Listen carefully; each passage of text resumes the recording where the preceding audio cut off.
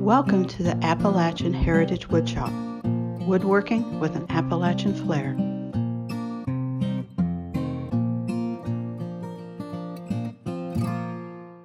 This is Jerill with the Appalachian Heritage Woodshop.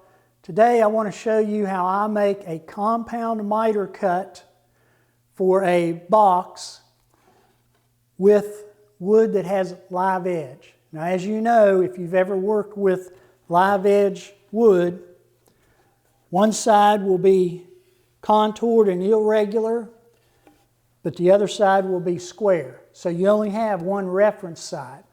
So that makes it even more complex. So let me show you how I do it here at the table saw. The first thing I need to do is to remove my zero clearance insert because I have to angle the blade. I'm also going to remove my splitter and anti-kickback pawls, put in my regular insert, and now I'm going to angle the blade to 45 degrees. And I never go by the gauge on the table saw. I always check it with a little square. I use a triangular square, drafting square. Making sure the square is not on one of the carbide teeth, but on the body of the blade. And that looks good. So now I need to set the depth of the blade for the thickness of the wood I'm going to be using.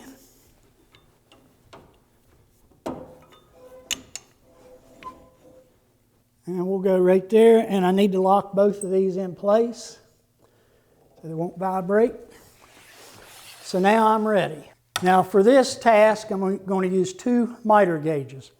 One, as you can see, is a standard miter gauge that came with the table saw.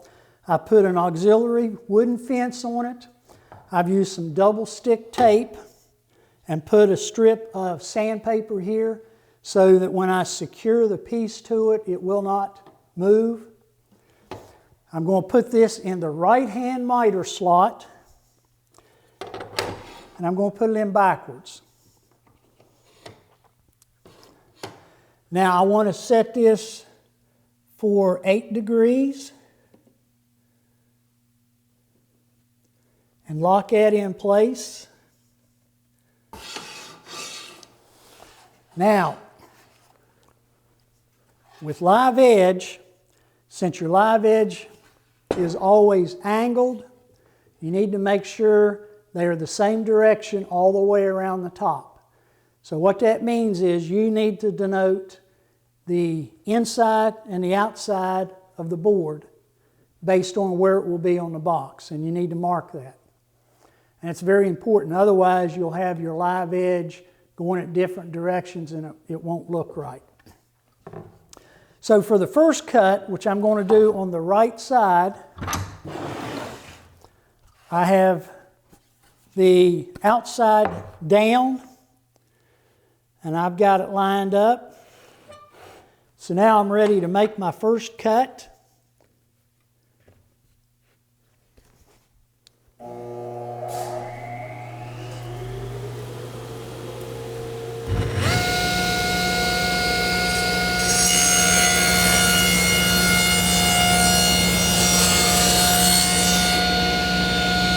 Now for this demonstration, I have the overhead arm guard moved out of the way so that you can see what I'm doing here. And I would go ahead and cut all 4 boards, but for the demonstration, I'm only going to do one. So now I am done with this miter gauge, and I'm going to get my other miter gauge out and put it in the left-hand miter slot. Now some of you are wondering, why am I changing miter gauge? There is a reason. This one has a built-in stop. That one does not. That's a homemade extension on it. So I'm going to use the stop on this one. So now I need to set this miter gauge at the same angle as the other miter gauge. I'm going to bring the fence over And I'll be using the fence to set the same angle on this miter gauge. Now what I need to do, because the long point of the angle is down on the table, I don't want it to go under the fence, so I'm just going to use a scrap piece of wood to raise it up. Now what I do is I set this board right against the fence. The fence is locked in place. So now all I have to do is align my miter gauge to the straight reference edge on my board, making sure the angle stays against the fence and it's good against the miter gauge, and lock it in place. And on this scale, on this miter gauge, it shows it as being 8.5, and that miter gauge shows it being 8. But the main thing is, it's the same angle because of the way I'm setting it against the fence and against the base of this miter gauge. So, set that aside. So now I'm ready to make my other cut. This time, the outside is up. And I'm going to align my mark here.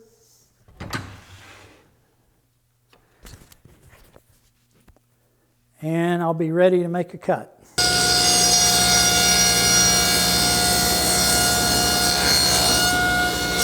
So there you can see the compound miter on both sides, and the live edge direction is correct. So I would do that for all 4 sides and then put them together. So that's how I do a compound miter on a box when I have a live edge on the top edge. This is Jerill Vance with the Appalachian Heritage Woodshop reminding you, be proud of your Appalachian heritage.